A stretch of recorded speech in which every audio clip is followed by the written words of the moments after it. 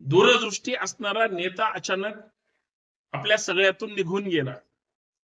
बघा, एखादा रस्त्यावर गुन्हा घडला किंवा अपघात घडला किंवा एखाद्या नेत्याला किंवा एखाद्या कार्यकर्त्याला काय घातपात झाला, तर सगळे सीसीटीव्ही पुढच्या 2-4 तासात, 8 तासात, 24 तासात माध्यमांसहित सगळ्यांसमोर येतात.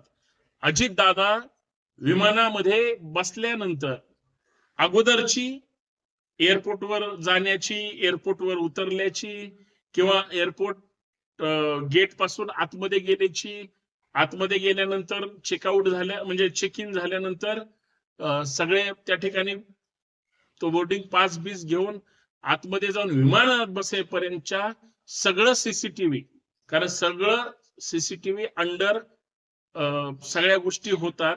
यांची सीसीटीव्ही फुटेज का महाराष्ट्राला पाहायला मिळालं नाही?